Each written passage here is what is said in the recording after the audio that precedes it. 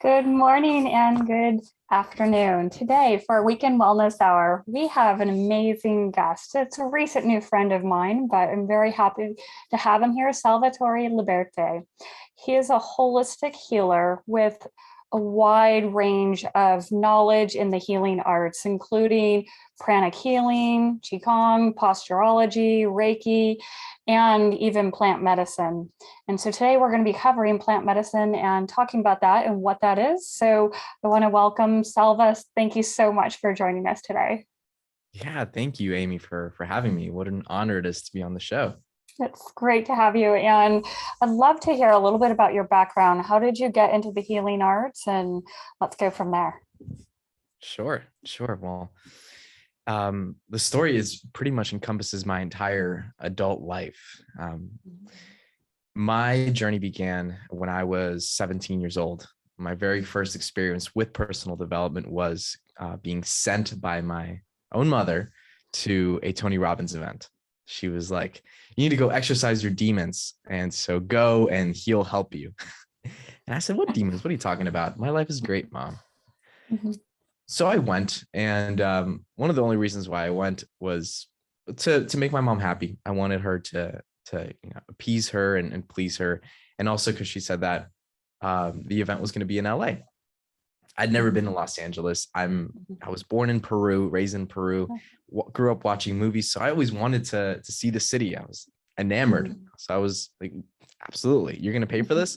Let's go." So I went, and it resonated with me. The contemporary psychology, limiting beliefs, learning about values, learning about human needs, all of that was really important for me to learn and digest from an early age, to kind of have that foundation of psychology, of contemporary theories about why people act the way they do. And so it resonated with me, but it didn't really quite hit me. Like, I saw people having very emotional experiences there, working out a lot of trauma, people who'd been abused, people who came here in despair and were able to find some answers for themselves. Though at the time, I didn't think that anything was necessarily wrong with my life. Little did I know that my mom was very depressed, going through her second divorce. I was unknowingly taking on so much responsibility for my family and for that role of the man of the house, that it was affecting the way that I acted, the way that my body reacted to life. And it was slowly taking its toll, though I wasn't seeing the symptoms of it quite yet at that age. Then came college, and in college is when I really had a bit of my first existential crisis, if you will. I had no idea what I wanted to do. All I was doing was simply following what the rest of my friends were doing, which was graduate, go to school, and eventually start thinking about what you're going to do after for a job. And you better start applying, you better start having internships, all that good stuff, and going to a very typical American state college down in Florida, where I grew up most of my life after moving from Peru. And in that space, I was fortunate enough to be working with Tony Robbins. I joined his crew, and I started to volunteer for all of his events. So I would go to, San Francisco and Chicago, New York, and just volunteer and be there and cheer on and drink the Kool-Aid, if you will. But it was amazing because I got to meet so many amazing people. And I got to learn so much of the personal development strategies, how to goal set, how to work through trauma, how to shift perspectives and shift beliefs and create rapid change in someone, rapid transformation. And like being someone who just learns through diffusion and by experiencing this really valuable experience for me. And then to be in a room with people who did what everybody said they should do, right? Which is, go get a job, get the white picket fence, get some kids, get a car, all this. And then you're back all the way at this personal development event, seeing like, what makes me happy? How can I be more fulfilled? I took that as an opportunity to say, okay, this is my chance to learn from those people, to acquire some of that wisdom, that secondhand experience, so I don't have to go through those same through those same roadblocks in the future. And that experience is very, very valuable on its own. And believe me, sometimes I kind of wish I'd done that, because it's a bit of like a firsthand experience. Though what was important for me was that I was able to to see what sort of some of the ends of the different paths were, some of the trails, like where people arrived and how they began to find more meaning in life after that. And through those Tony Robbins circles, going through multiple events a year, you start meeting some of the people who work for him or who are some of the high level coaches in that space, right? Some of his trainers, some of his senior leaders. And in those like little inner circles, I started hearing these whispers, right? These whispers about, oh, I went to go do mushrooms with this guy and it changed my life. Or I went down to Peru and did ayahuasca. And that was really had the biggest breakthrough for me. Yeah. After 10 years, 20 years in the contemporary personal development space, these people were doing these things. So I said, oh, this could be an avenue. And at the time I'd started to experiment recreationally in college with substances like LSD and psilocybin mushrooms. Recreationally meaning let's hang out with a bunch of buddies, put on Pink Floyd's Dark Side of the Moon on the record player and just trip out and watch the walls melt, which is a good bit of fun. Don't get me wrong. It's quite the experience. Though here I am sitting there, my buddies are all like, look at the lights, man. Whoa. And I'm there meditating. And I'm like, there's something more because I can feel your energy. I can hear your words. I can understand, like there's a different understanding, a different perspective of reality and a deeper understanding that there's just more than one surface reality going on at the same time. And that really like sparked a hunger in me. And so the path for me was one of learn as much personal development as you can, read all the books, the Napoleon Hills, the Tony Robbins, the Wayne Dyer, whatever, all Dale Carnegie, How to Win Friends and Influence People, and then say, okay, I've got all this information. I want to apply it in a way that feels aligned with who I am. And yet I have no idea who I am. I have no idea why I'm even doing any of this. So I need to go find something that's going to create meaning, that's going to help me find a spark in life and find that fulfillment. And the next level of that was kind of bridging into the metaphysical, bridging into the very esoteric energy field, if you will, kind of going from a very grounded approach to personal development and why people do the things they do to like, let's go over here and explore the other side and see how we can sort of mesh and bridge the two worlds together and make it so I'm not in any sort of extreme. I firmly believe that there's balance to be had, and that balance doesn't come from staying still. Actually, it comes from flowing where you need to go in order to balance out where you are.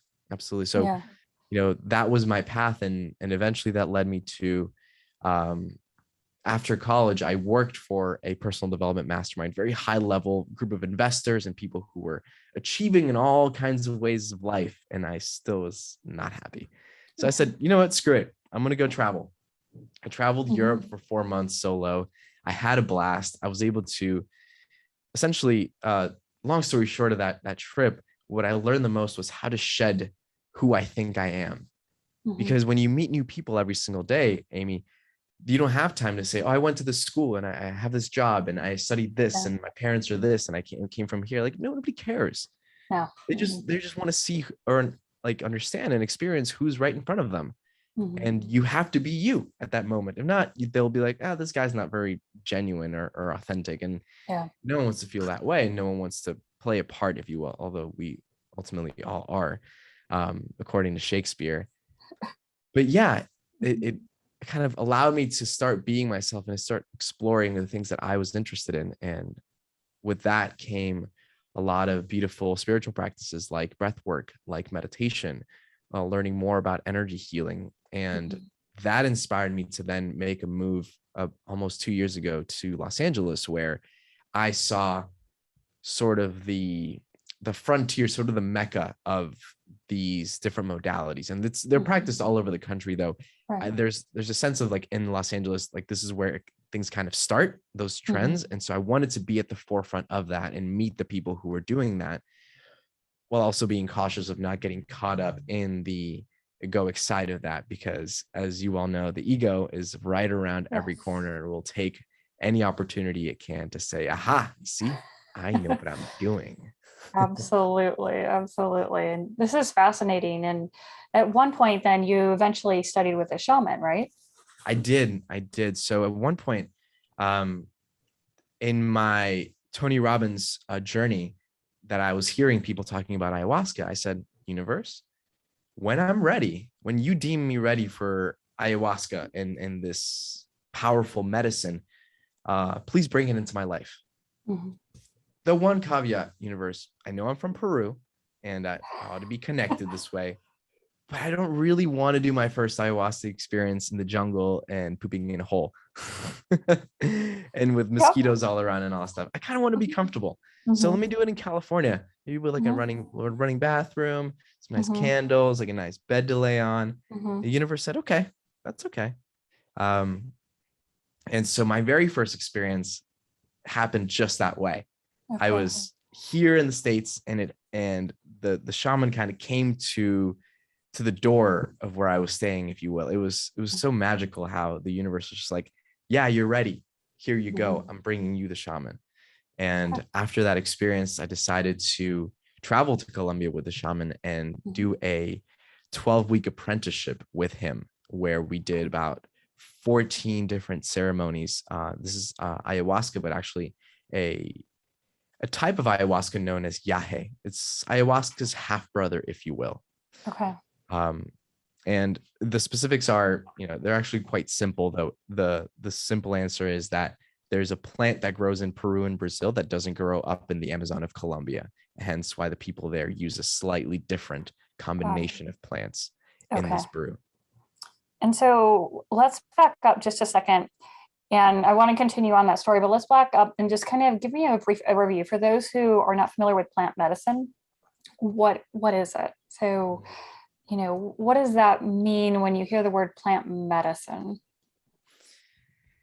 Plant medicine is, thank you, because it's a very broad term. When Hmm. you talk about plant medicine, these are words that mean any substance, any elixir, anything that's drawn from a plant to help someone, to benefit someone with their health, uh, medically, physically, mentally, and in order to have some effect. And so plant medicine, by that definition, includes everything from chamomile to heal an upset stomach, to ginger to heal inflammation, all the way up to psilocybin mushrooms, which are also a plant, a fungi Okay. to be specific, and ayahuasca, which come from two different plants, Okay. substances derived from plants used in a medicinal way to help someone. And so the field is very broad. And of course, there's different categories within that.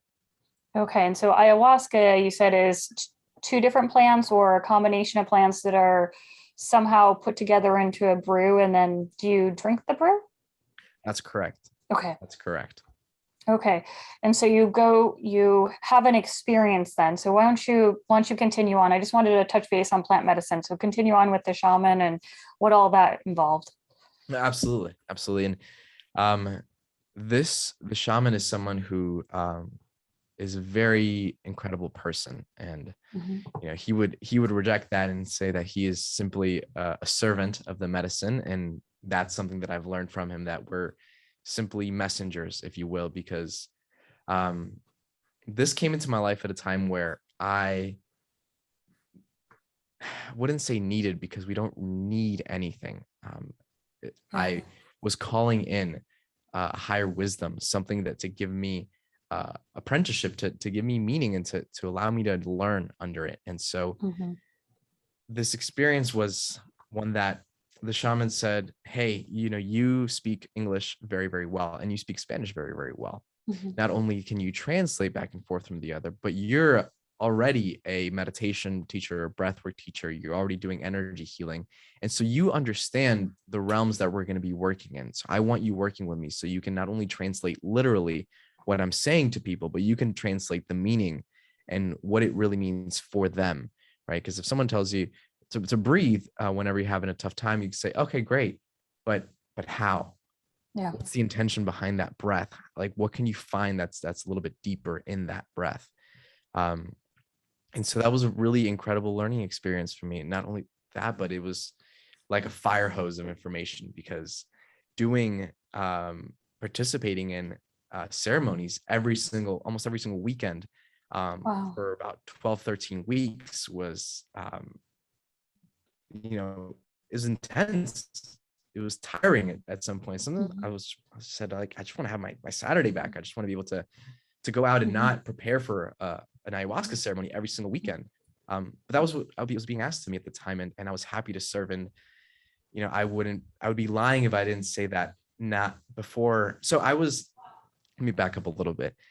I was in the role of a guardian in these ceremonies. Mhm. So there's the Okay. shaman, who Okay. is doing the native traditional chants, who is invoking the spirits and holding that energetic space with the spirits of Mhm. the jungle and with the spirit of the medicine in order to create that healing, in order to protect the group. The shaman has a very sort of meta job, right? He's overseeing the entire ceremony. He can feel the energy of every person that's participating. My role as his assistant, as the guardian of the ceremony, is to be hands-on in taking care of people. So making sure that they have enough water in their water bottles, that they're actually drinking it, checking in when they're having a really tough moment. If they're seeing something in their visions that can be scary, they're processing trauma that had been repressed, or something that was very traumatic, like abuse, like drug abuse, or a relationship, wherever that may be. And actively going in and saying, like, hey, you're okay, kind of Mhm. holding a special space for them, making sure that they're breathing, that they're coming back to the present, and being available to anybody who needs to talk about anything. Mhm. Or we encourage people to these journeys are very much a personal experience and very much an individual experience. So you're encouraged, when you're sitting there, to just be in your own space. And if you notice someone crying, having a tough time, and you're concerned, that's perfectly fine. That's beautiful to have that empathy. Though Mhm. you're encouraged to say, hey, Salva, that guy over there is struggling. Can you, like, go help him so I don't have to worry Mhm. about it? And I'm like, absolutely, that's what I'm here for. Okay. And so that's the role that I took on for those 12, 13 weeks. Um, and it accelerated my process and my learnings as a healer, as a coach, as a guide, because it really forced me to hold sacred space, to Mhm. say, I'm not here to fix you. The medicine is doing its work. I'm just Mhm. here to hold the space, guide you through a little bit of breath, talk to you a little bit, and make sure that you're okay mentally. But this is very much your own healing experience, because the medicine goes through you and almost becomes you, and you become submerged with it, and you're doing the work with it. Like, you're co-healing, if you will. And ultimately, what I always say to people is, you're your own best healer. I cannot possibly feel what you're feeling. I can't see what you're seeing in your head. And so how can I heal you better than you can heal yourself? Because you know Yeah. what's going on. Yeah. Um, and I feel like I'm kind of getting lost in the story here myself. It's okay. Um, but the gist of it being that these are experiences that are very personal, are very powerful, and can have a profound effect on someone's life. The shamans, the wisdom of the jungle is that the medicine isn't doing anything that's not outside of you. Mhm. It's simply taking your spirit and reconnecting it with the greater spirit, Okay. God, the universe, higher consciousness, whatever you want to call it. But Mhm. it's resubmerging you back into that current, literally. Like, if you were to picture a river, it's the river float, surrender to the current, because how can you possibly fight it and swim upstream? And so it allows the opportunity for people to step outside of their minds, outside of their conscious understanding, and to really feel for maybe the first time in their lives, and to heal a lot of the things that they were repressing. Through that reconnection with spirit, you're able to see everything that's getting in the way of your fullest expression and your highest healing, which is why the medicine can sometimes bring up repressed childhood memories, almost like a catalog of saying, look, here are the things that you haven't healed. Here are the things that these are the times you were invalidated, where your emotions were oppressed, and let's go back and each one like a like a snapshot of your life. Let's go back and heal, so that way you can be here in the present without all that baggage.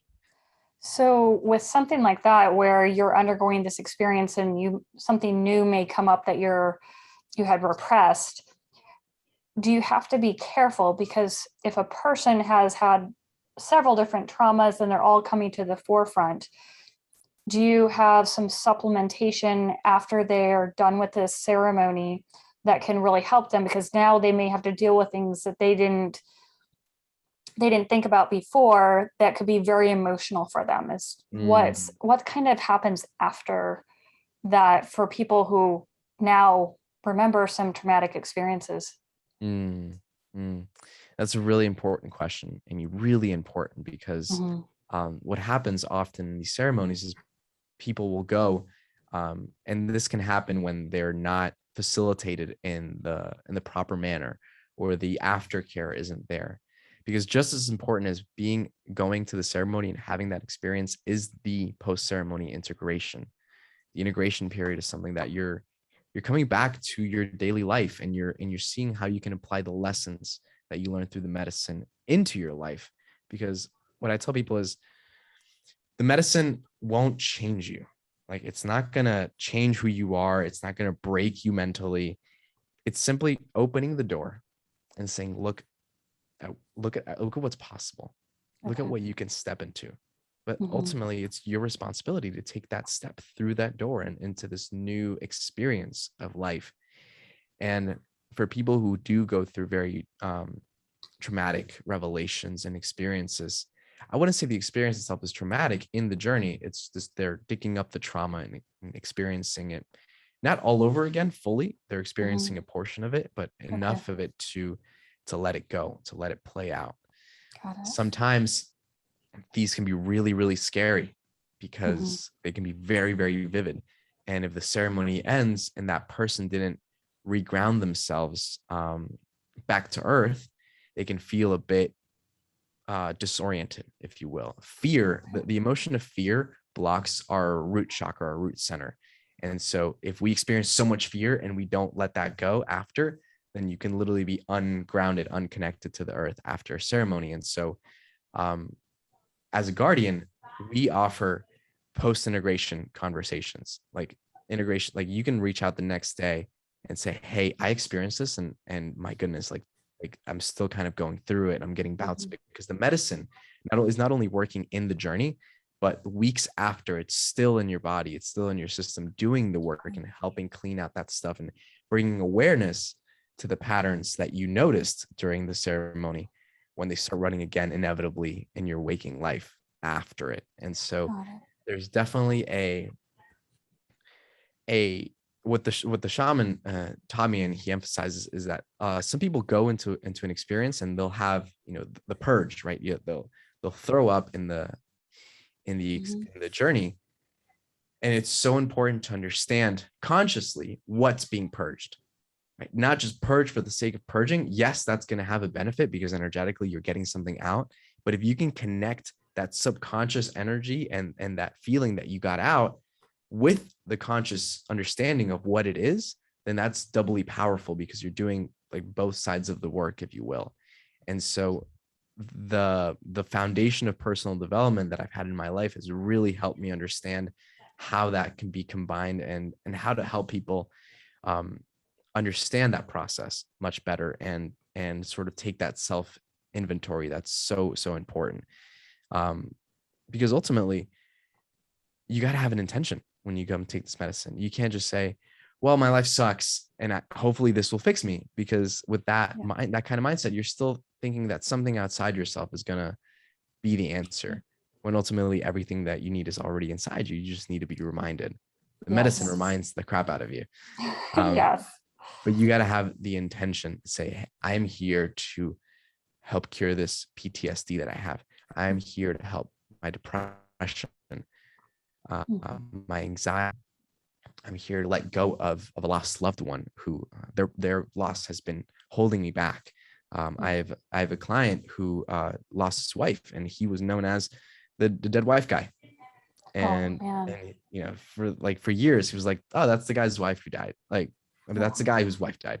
Mm-hmm. He's like, I'm done. I'm done with that. I'm going to go shed that and move on with my life. And that experience was really powerful for him. Mm-hmm. So how long does this ceremony last when you're going through ayahuasca? So ceremonies typically last between, I would say six 6 to 8 hours. Okay. It depends how many cups you drink. So in a ceremony, there are several rounds of cups, and there's this, you get a little dose about this big. Okay. And the first one lasts for about 2 hours, and then there's another round that say everybody who's ready to take a second cup can please come up and receive it again. And so you're going in and consistently doing the work throughout the ceremony. And you take as many cups as you feel are necessary, as you're comfortable with. Some people are good on one. I've seen people take 5 and have a really deep, powerful experience, but you get the experience that you need, not the one that you want. Yeah.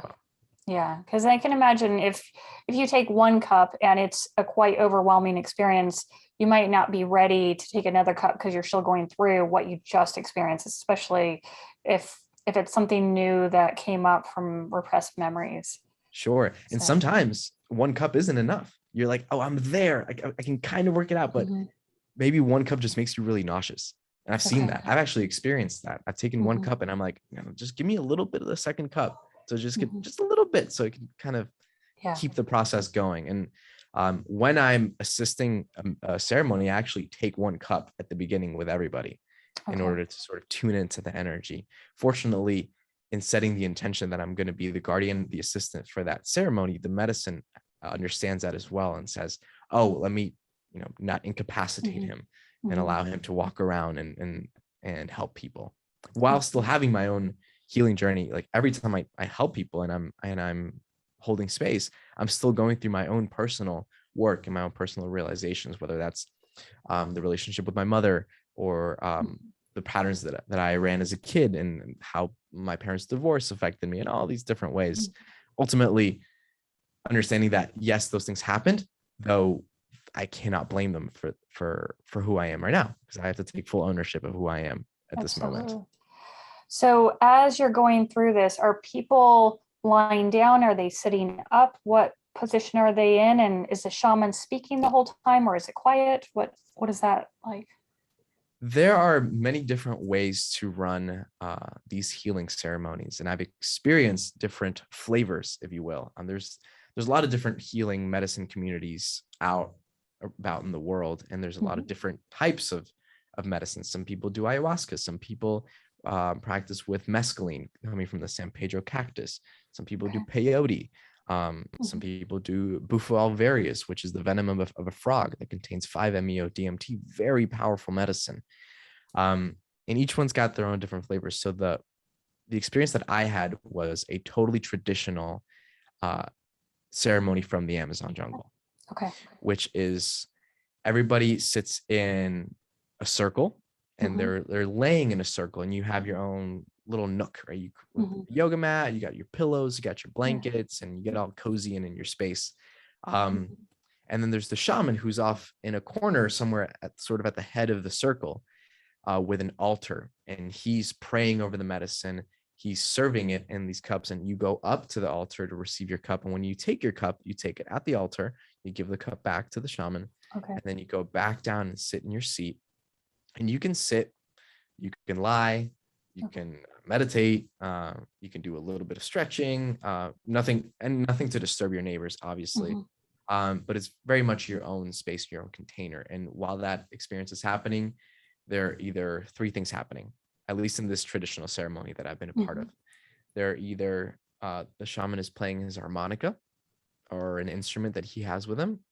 Different shamans, different types of musicians, playing it in these beautiful tribal tunes that are sort of invoking the medicine and creating this soothing experience that can guide you through the journey. 2, there are the native chants, which are in the native languages of the Amazon, of these different tribes. And these chants have actually been recorded and studied by scientists and shown to have healing benefits themselves. the frequencies and the sounds that come from these chants actually are energetically helping the healing of the people and are also working with the medicine to heal people. Mm-hmm. And then the third component is silence. Okay. Absolute silence. It's dark. No one's talking. The shaman isn't talking. This isn't an entertainment venue. Our job is not to keep you entertained. When you're in silence, the medicine can take the stage, and it's just you and the medicine. There's no guitar playing in the background. There's no hand pan. There's no crystal Tibetan bowls that soothe you. No, that uncomfortable silence is there for a reason. And we allow the medicine to shine through. And it creates a much more grounded, intentional healing experience from what I've seen. Mm-hmm. This is just what I've experienced, of course. Yeah. Oh, that's incredible. And so then you go through this ceremony.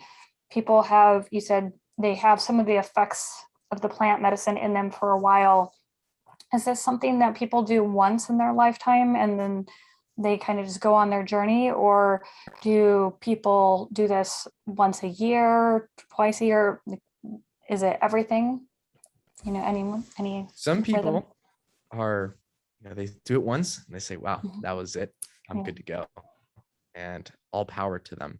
Mm-hmm. Most people that I know are multiple time participants, because there are always ways to go deeper. There are different areas of your life that need to be addressed each time you go. It's like going to one of these seminars, right? These Tony Robbins seminars. I went to my very first one when I was 17.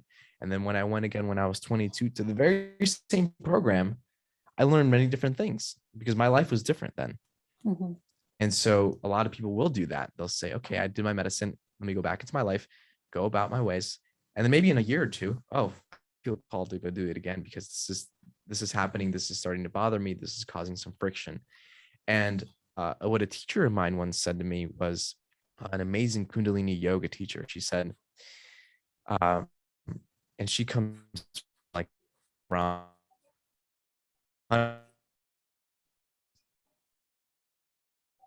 understanding, reason he understood it was sort of a gateway, that plant medicine is not a lifestyle, it's an intervention. Okay. Meaning that this is not going to the gym and staying fit. And so and staying emotionally fit doesn't involve you going every weekend to take ayahuasca. But when you feel like you need that, boom, that reset button to say, okay, what's going on in my life right now? That's what it's there for. They'll reconnect you with spirit. And sometimes people have things that really need to be healed. And I've seen the shaman recommend, hey, you need to do at least 6 ceremonies in a span of 2 months, right? Because you have a lot of stuff to clear. The shaman that I work with, he actually had an experience where he grew up in the tribe serving medicine since he was 6 years old. That's all he ever did. And at some point in his mid-20s, experience the quote unquote real world. So he joined the Colombian military. He spent a couple years in the Colombian military. When he came back from that, he said, I had to take 6 months of medicine consistently because I absorbed so much of that energy, the trauma. I didn't shoot anybody. I didn't kill anybody. But just by being in the army and understanding the kind of, political corrupt history of Colombia and their use of military police and guerrillas and fighting the cartels, all that energy kind of came into his world. And he said, I had to go clear all of that. And so, the answer varies. Like I said, it could be one time you're good. You can go back and many times to heal a specific thing, though. You get people from all over the world. I've sat in ceremony with a former meth addict who's having a really tough time. I mean, really going through withdrawals and shaking and thrashing. And that's the experience that they needed to have, because after that, they were like, that was amazing. That was incredible. I feel absolutely liberated. Wow. And you have people who go in for creative inspiration. Guys like, if you're familiar with Vishen Lakiani from Mind Valley, he has a commercial that runs every freaking time I'm on YouTube. He says, in January this year, I sat with a shaman and took ayahuasca, and I had all these creative downloads and all this stuff. Funny enough, he sat with the shaman that I worked with in Colombia. And so we kind of share that connection. but yeah, some people say, hey, like I need an intervention in my business. I've been running my business for this way for however long, and they get creative downloads about things that they can shift to make it a more harmonious business, more socially conscious, something that will help impact more people, and it's not so profit driven. Because in that re-immersion with spirit that happens through the medicine, you're able to sort of see the ways that your being, that your way of life is not in harmony with the planet. Part of the reason why I love being a messenger for the medicine, if you will, is that we're bringing in people who are in positions of quote unquote power and of influence, and that reconnection with spirit allows them to see like, oh, maybe there are different ways to do things. And we're at a point here in 2021 where it's kind of a tipping point of saying, if we don't change some of the systems that are happening in the world, whether it's economic, whether it's agricultural or infrastructure, like we're heading towards dead end here. Yeah. And so we need to find harmony with the planet. And the medicine actually helps people understand that concept and really feel what that feels like. Because the spirit comes from the jungle, right? She's the mother. She's the one that says, like, something's wrong, and I need to call all of my children, my souls, back in here for new education, to understand that these ways are insane. The ways of the West, the ways of consumption, the ways of unfettered capitalism are gone awry, and they're destroying the planet. There's ways to do this in a conscious way, but we invented the systems, we can change them. Yeah, absolutely. And it's incredible. Sometimes we just need to get back with nature. I mean, there are reasons why these plants produce these chemicals, and there's reasons why we need nature and we need more of it. And we can learn from people like you, and you learn from the shaman that there's a different perspective out there. Once we get out of our everyday life and out of our body and mind a little bit, and really look at, okay, what is true? Who is me? Who am I? Like, what's your identity? And get away from these things that kind of make us stuck. And so it's beautiful to have that, because ultimately I believe everything that's within us can really help us heal. Our body wants to heal. Our body wants to be in harmony and peace and balance. But there are so many external forces that kind of pull us in one direction, and we lose the ability to rebalance ourselves. And so when we get pulled too far, it's great to have these resources like plant medicine to help us rebalance. And, some people are all for it, some people aren't, but it's an option out there. And sometimes people get desperate enough that they may not look at it, initially, or maybe poo-poo it initially, but then they get to the point where they need an intervention, and you are a great resource for that. And I really appreciate this. Absolutely. And I think it's important to note that this avenue, this modality, is not better than any others. Right? It's not better or worse. And the shaman is always on me about this. He's like, Salva, it's not better or worse. Because I'll say, oh, like, let's go eat that. That's better than what he's like, no. Yeah. It's different. Yeah. It's distinct. It's different. It's a different approach some people are used to. It's important to have an open mind. It's easy to qualify. We love the words better, good, bad. It's easy to qualify. And sometimes we have to catch ourselves like, okay, nope, it's another option. It's another tool. It's another method. So, absolutely. And it may not be for everybody. Right. Ultimately, for example, people who are taking antidepressants are not allowed to take this medicine because it works with the same receptors, and there can be some serious complications from that. So there has to be a detoxification period. Okay. But I think that kind of goes to show, what modern science thinks can cure some of these mental illnesses, and what nature put on this earth to do, because they're hitting the same receptors. How the heck did nature do that? Right. It's pretty incredible. Yeah. And what, something the shaman told me is that, sort of get into this, that pharmaceutical companies will come into the jungle, and they'll come and ask the tribes, and they'll say, hey, what cures this headache? What cures this stomach thing? They're like, this plant, this one. Yeah. And they're like, okay, thank you. They analyze it, its chemical structure, and then they say, okay, let's create a synthetic version because we can't patent a plant. Right. And that's what they do. They just take the stuff from the jungle, and they have the medicines for everything. There's a reason why they've been around for thousands of years. Mm-hmm. And the shaman, and to someone who from this place that I met, he's the most emotionally stable human being I've ever experienced in my life. Yeah, That's incredible. No westernization, if you will, right? You grew up in a jungle. Yeah. You know what's important when you live in a jungle. And I was recently in Belize and got to experience a jungle, and modern society doesn't really matter when you're in a jungle. For sure. But well, I really appreciate you coming on. How can people reach out to you and, work with you or learn from you? Oh, thank you, Amy. I appreciate you having me on. And the best way to find me would be on Instagram. My handle is at salva.live, live, and that's where I post some of my guided meditations. I post some content. It's a great way to reach me if you want to have a deeper conversation about plant medicine or what the metaphysical, energetic world can offer your healing, can offer your process. Always open to having conversations, because I believe in being a bridge, not just coming from a place of like, here I am, I do all this amazing holistic stuff, come to me. Like, no, I'm like, it's about reaching that hand out and saying, like, I understand the world that you came from. Let me walk you through this path, so that way you can bring this into your life and not lose your center and integrate it in a different way. Right.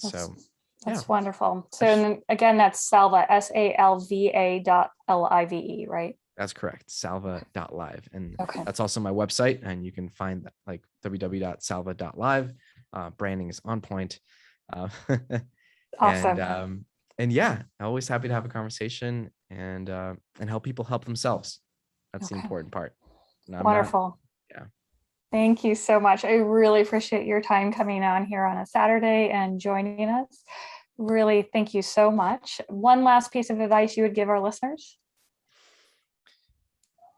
You can always take a breath before you answer something. Get present. Slow down.